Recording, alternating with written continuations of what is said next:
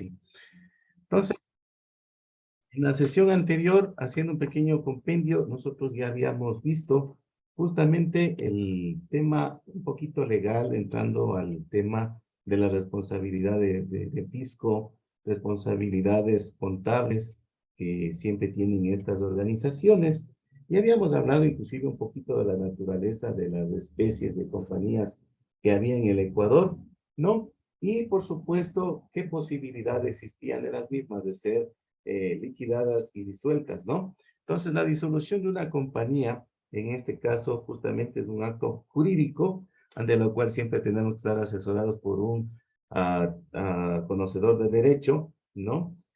Justamente se abre el proceso de liquidación que da lugar a la extinción de la sociedad como contrato y como persona jurídica. Bueno, si recién estamos viendo cómo se conforman las compañías, ya estamos hablando de liquidación, ese riesgo que se puede correr también.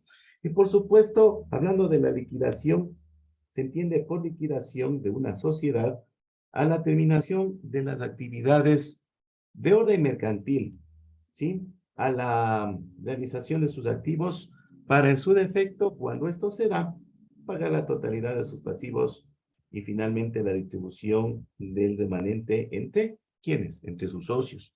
Habíamos visto también justamente que una vez acordada la liquidación de la sociedad, mediante un liquidador, como se denomina, se hace un inventario, se realiza el cierre de los estados financieros, se prepara el estado de liquidación, de ahí su nombre, y justamente se registran todas las partidas a los valores de tasación, ¿no? Recordemos que esta información ya había sido puesta en consideración de ustedes. Ahora bien, nosotros tenemos justamente que al tema de la ley de compañías, que ya habíamos visto incluso cuáles son las secciones que contaba, en el tema de la ley de compañías, se denomina que es precisamente el ordenamiento jurídico que regula a las sociedades que realizan eh, actividades mercantiles y justamente la normativa lo, eh, lo denomina como el contrato mediante usted, yo y más socios o personas naturales o jurídicas unen sus capitales, unen sus industrias, unen su estructura para emprender justamente en este tipo de operaciones. Y por supuesto, como toda empresa, ¿no? Vamos a buscar y propender a ganar algún tipo de utilidades, ¿no? Esta ley de compañías que entró a finales del año 2019, inicios del año 2020, prohíbe el funcionamiento de compañías contrarias a lo que es el orden público, a las leyes mercantiles y sobre todo a las buenas costumbres, ¿sí? A la competencia desleal, de las que no tengan un objeto real y sea una lícita negociación y las que eviten, por supuesto, el monopolio en algún ramo de cualquier industria mediante prácticas inadecuadas. Nosotros también tenemos que traer a colación en esta situación, en este momento, el objetivo principal de la ley de compañías, ¿no? Como todos sabemos, toda ley es una normativa que justamente en este caso está vigente para el Ecuador, para los órganos societarios. Es decir, se va a adaptar a los hechos que vengan de índole empresarial, derivados de dónde? De la globalización en el cual nuestro mundo se encuentra al momento y de acuerdo justamente a las tendencias corporativas modernas. Recordemos que todo ha tenido una evolución, por lo tanto, el tema de las compañías no está exento de aquello. La forma de captar capitales, la forma de competir en el mercado, la forma de producir, la forma de vender su producto, la forma de ofertar un servicio, por supuesto, todo esto ha cambiado. Entre las reformas principales, por ejemplo, nosotros hemos visto que inclusive las juntas generales también se desarrollan por vía telemática. Recordemos que también una notificación puede darse por vía de correo electrónico, por alguna aplicación, ¿sí? Entonces, eso en cuanto tiene que ver a que no hemos dejado por alto este tema para justamente dar un poquito más de amplitud de lo que se trata precisamente este control y esta forma de llevar. Ahora bien, habíamos hablado nosotros también del objeto social en la compañía. Y el objeto social es justamente, en resumen, ¿no? Porque la ley de compañías es un cuerpo legal demasiado extenso. En resumen, el objeto social es el conjunto de todas las actividades para cuya realización usted constituyó la sociedad. Nosotros constituimos la sociedad con sujetos de derechos y obligaciones a la vez. Recordemos que toda adquisición de derechos conlleva consigo también el cumplimiento de obligaciones, mediante la cual se busca alcanzar el fin común de esta sociedad, precisamente como su nombre lo dice, para todos los socios sin excepción alguna. En otro de los temas que también es importante traerlo a colación acá, es justamente qué regula la ley de compañías en el Ecuador. La ley de compañías, como les decía, es un cuerpo legal, es un ordenamiento jurídico que justamente regula a las sociedades mercantiles y cuya normativa define a la compañía como el contrato mediante el cual dos o más personas naturales o jurídicas unen sus capitales o industrias para emprender en operaciones mercantiles y participar de las utilidades. Recuerdan también que hablamos un poquito de las entidades de control. Por supuesto, hay un ente que está encargado de vigilar lo que reza en la ley de compañías. Y este es la Superintendencia de Compañías, que no está muy distante de ser un organismo técnico que, por supuesto, para su funcionamiento adecuado y su control y su supervisión, justamente cuenta con autonomía administrativa, autonomía financiera y autonomía económica. ¿Por qué? Eso le va a permitir precisamente vigilar y controlar todo lo que corresponde a las compañías, ¿no? Cómo se organizan, qué actividades tienen, cómo vienen funcionando, si en su determinado momento sus accionistas o sus socios, mediante una junta general, han decidido, por lo que empecé en la exposición, ¿no? Disolver o liquidar las compañías y otras entidades justamente supervisadas o que están contempladas dentro de esta ley, en las circunstancias y en las condiciones establecidas por esta misma ley de compañías. ¿Sí? Ahora bien, esta superintendencia de compañías que funciona justamente para controlar y vigilar, puede ser, puede tener como competencias precisamente intervenir las compañías en el tema justamente nacionales, anónimas, de responsabilidad limitada, en comandita por acciones y de economía mixta.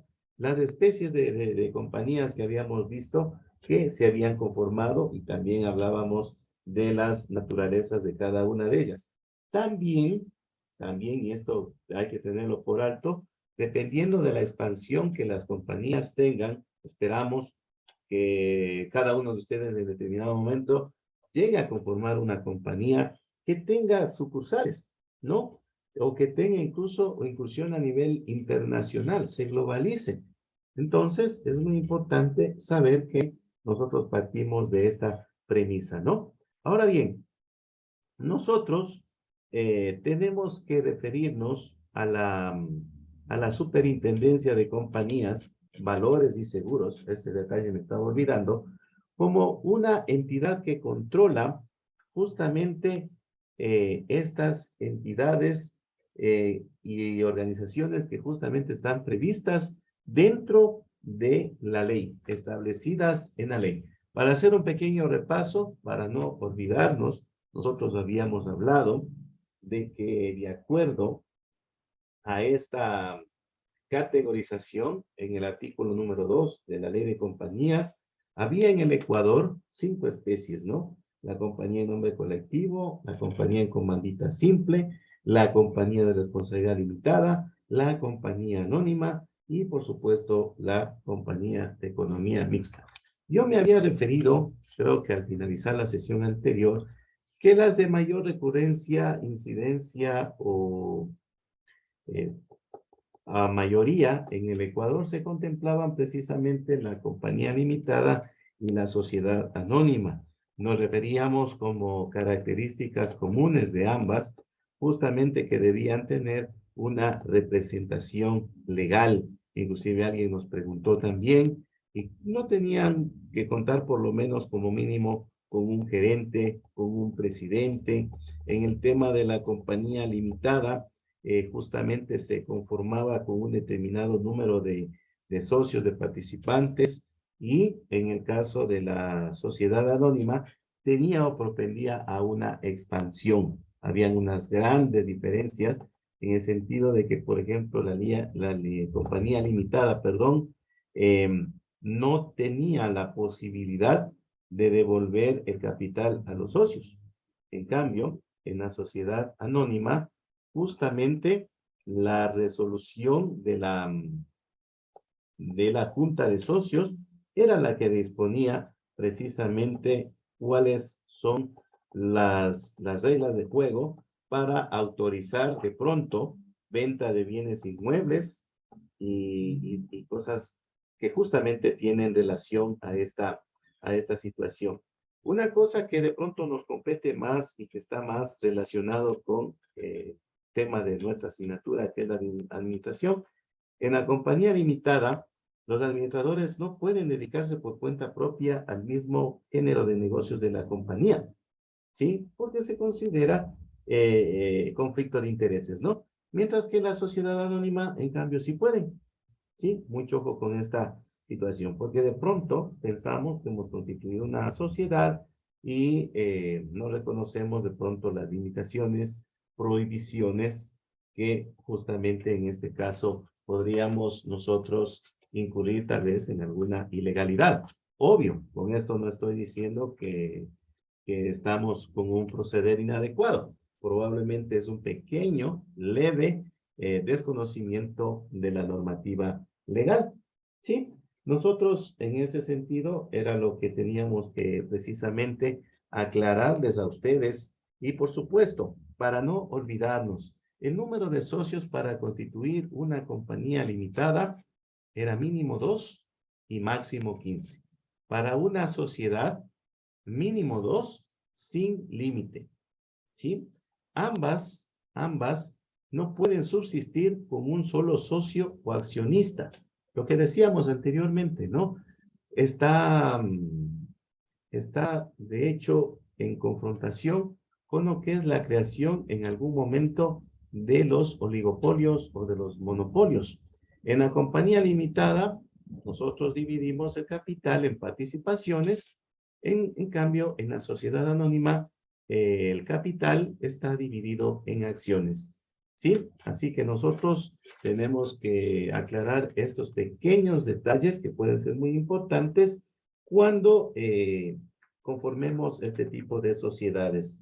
Ah, otra cosa, las participaciones para el caso de la compañía limitada no son embargables, lo que en cambio se da en la sociedad anónima cuando se declare alguna liquidación o disolución en la cual se determine que probablemente la cantidad de pasivos superen a los activos y por supuesto las acciones serán embargables para la sociedad anónima. Entonces hay que tener muchísimo cuidado el sector que vayamos a incurrir, sea mercantil, sea de venta de bienes, sea de orden industrial, extractiva, oferta de servicios, para justamente tener en consideración en qué naturaleza de compañía nosotros estamos incursionando. No olvidemos que precisamente la ley de compañías hace posible que nosotros realicemos alguna actividad mercantil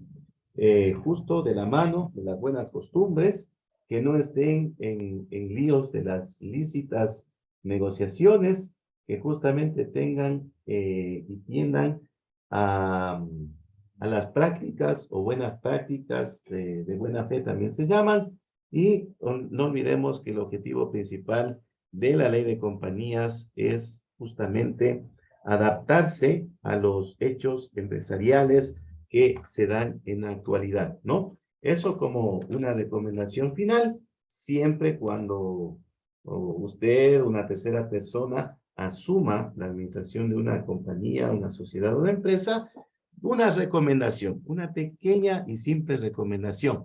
Siempre léase lo que es la normativa legal del sector en el cual se está incursionando, ¿no? Entonces, a continuación, igual vamos a presentarles una pequeña información multimedia sobre el tema para complementar lo que les habíamos manifestado en esta ocasión.